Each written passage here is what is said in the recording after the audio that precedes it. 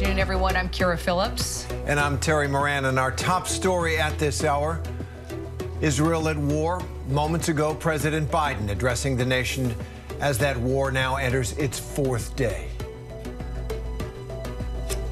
In this moment, we must be crystal clear. We stand with Israel. We stand with Israel. And we will make sure Israel has what it needs to take care of its citizens, defend itself, and respond to this attack.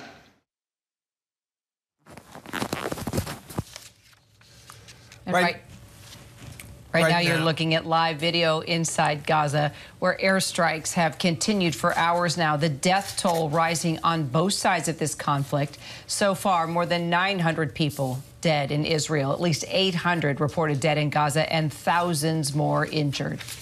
Israeli Prime Minister Benjamin Netanyahu has vowed, quote, vengeance as Israeli forces ramp up attacks on the terrorist group Hamas, pounding the densely populated Gaza Strip by air. Joining us now, we are happy to welcome Tzipi Livni. She's the former Israeli Vice Prime Minister and Minister of Foreign Affairs, also the former Israeli opposition leader. Thank you very much for being with us in this difficult time. And I want to ask, just in general, your reaction to the assault, to this atrocity, and do you think there was any way it could have been avoided? At first, I would like to express the gratitude of the Israeli people to President Biden and the Biden administration. I mean, I know the president for many years, but listening to his speech now, expressing the American values and the American interest, deterring the enemies, but yet also it was so moving and touching to Israelis to listen to this speech. And as a friend of mine just wrote after the speech, it was the first light in dark days. So thank you for this. And, dark days, things that we never dreamt that we would see in Israel, the independent state of Israel, the atrocities, the cruelty, babies and children, families. I mean,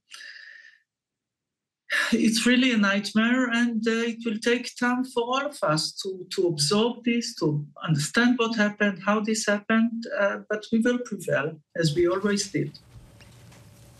Tzipi, you were actually the negotiator for peace talks with the Palestinian Authority as justice minister in a previous Netanyahu government.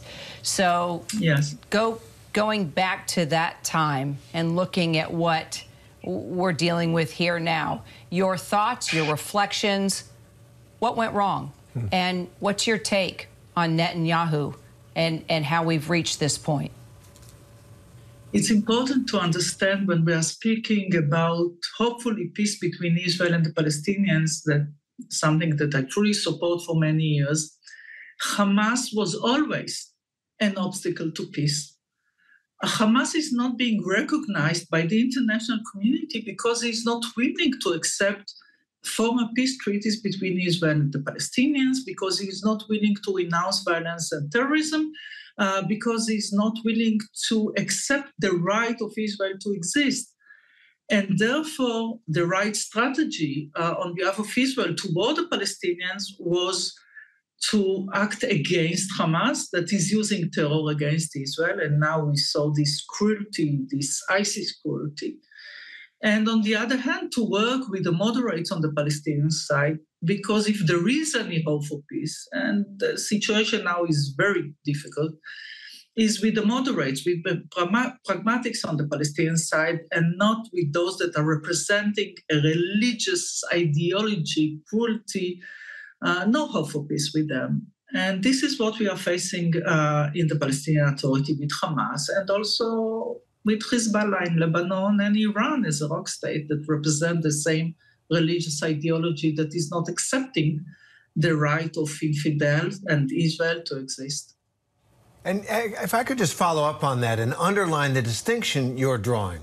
There is a territorial and political dispute long-running between Palestinian nationalists and the state of Israel that has been violent in the past. There have been moments of hope and accomplishment towards peace.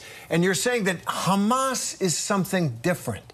something that isn't, it feels as we learn more and more about this attack, like there's no bottom to the savagery. It's not something that I am saying.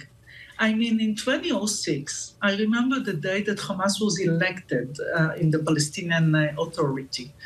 And the entire international community, a moment where the United States and Russia stood together, the United Nations and the EU, saying to Hamas, if you want to get legitimacy to you as a government, as a movement, if you want to open Gaza to the world, you need to abide to 3 parameters. 1, to accept the right of Israel to exist, to abide to former peace treaties, and to renounce violence and terrorism. And they are not willing to do so in the expense of the lives of Palestinians in Gaza. I'm not speaking now about Israelis, I'm speaking about their own people. And therefore, it's not something that I'm blaming them for. This is what they are. This is their ideology. This is the charter of this movement. And after seeing, I mean, for many years, we had rounds of operations in Gaza against terror. They targeted Israeli civilians, but I mean, to see the pictures, to hear the stories of young people that went to a party, a music festival, families that were burned within their homes, mothers and children that were abducted. I mean, this is something that you cannot even think about it, observe it. So it's not a blame. It's not my description. This is what we see in Israel now since Saturday. And therefore, this is the role of the international community, to help Israel to stop it. It's not just an Israeli problem. And this is about right and wrong. It's about where you stand. It's about whether you are part of the free world led by the United States. And when this is the case, the entire world should stand with, and this is what we are seeing now, standing with Israel against these kind of atrocities that Hamas represent. So it's not about the Israeli-Palestinian conflict. It's about this religious ideology, hideous ideology and action that this kind of terrorist organization, either Hamas, Hezbollah, and of course Iran as a rogue state that supports them. Terrorist group, plain and simple, and it does not represent all the Palestinian people. That's a very, very good point to make. You also point out the importance of the role of the international community here, right? It's going to take so much more than just Israel versus Hamas. But let me ask you this, with your experience and your understanding, and you've been there, done that, is the answer right now a ground war with 360,000 reservists being called up? Netanyahu has laid down the law and declared vengeance upon Hamas. Is that the answer, to go in, occupy Gaza, dismantle Hamas, and then all of a sudden everything is fine?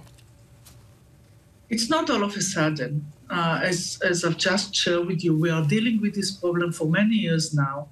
Now, trust me, as a member of the Israeli Security Cabinet in the past, as an Israeli mother, those reservists are our sons. Do you think that we are just sending them to enter to Gaza just because we want to, or that we believe that this is a miracle that will change? No.